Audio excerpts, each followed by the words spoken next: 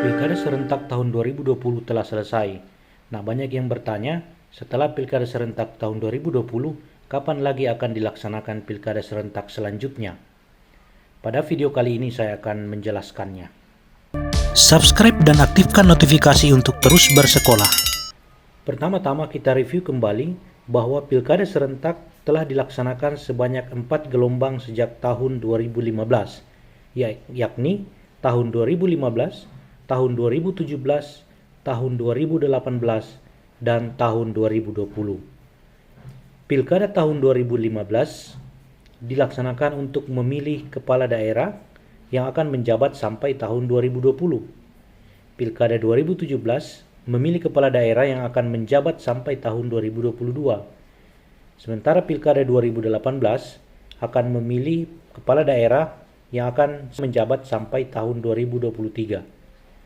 Dan Pilkada 2020 akan memilih kepala daerah yang menjabat sampai tahun 2024. Nah, kalau melihat akhir masa jabatan dari 4 gelombang pilkada yang sudah kita lakukan sejak tahun 2015 sampai tahun 2020, maka seharusnya setelah tahun 2020 kita akan menghadapi 3 pilkada serentak, yakni Pilkada serentak tahun 2022, Pilkada serentak tahun 2023, dan Pilkada serentak tahun 2024. Tetapi berdasarkan ketentuan pada pasal 201 ayat 8 Undang-Undang nomor 6 tahun 2020 tentang pilkada, di sana dikatakan pemungutan suara serentak nasional pada pemilihan gubernur dan wakil gubernur, bupati dan wakil bupati, serta wali kota dan wakil wali kota di seluruh wilayah negara kesatuan Republik Indonesia dilaksanakan pada bulan November tahun 2024. Artinya, tidak ada pilkada pada tahun 2022,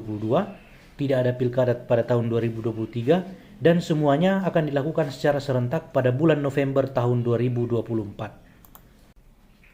Lalu kalau tahun 2022, tahun 2023 tidak ada pilkada, maka siapa yang akan menjabat sebagai kepala daerah, siapa yang akan menjabat sebagai gubernur, siapa yang akan menjabat sebagai bupati atau menjabat sebagai wali kota di daerah-daerah yang seharusnya pilkada pada tahun 2022 dan tahun 2023. Ya, penjabat kepala daerah. Akan diangkat penjabat gubernur, penjabat bupati, dan atau penjabat wali kota. Penjabat gubernur biasanya diangkat dari pegawai negeri sipil yang jabatannya setara dengan jabatan pimpinan tinggi madya. Sementara penjabat bupati atau penjabat wali kota biasanya diangkat dari pegawai negeri sipil yang jabatannya setara dengan jabatan pimpinan tinggi pratama. Berdasarkan ketentuan ayat 9 pada pasal 201 Undang-Undang nomor 6 tahun 2020 tadi, di sana dikatakan untuk mengisi kekosongan jabatan gubernur dan wakil gubernur, bupati dan wakil bupati, serta wali kota dan wakil wali kota yang berakhir masa jabatannya tahun 2022 sebagaimana dimaksud pada ayat 3, dan yang berakhir masa jabatannya pada tahun 2023 sebagaimana dimaksud pada ayat 5, diangkat penjabat gubernur, penjabat bupati, dan penjabat wali kota sampai dengan terpilihnya gubernur dan wakil gubernur, bupati dan wakil bupati, serta wali kota dan wakil wali kota melalui pemilihan serentak nasional pada tahun 2024.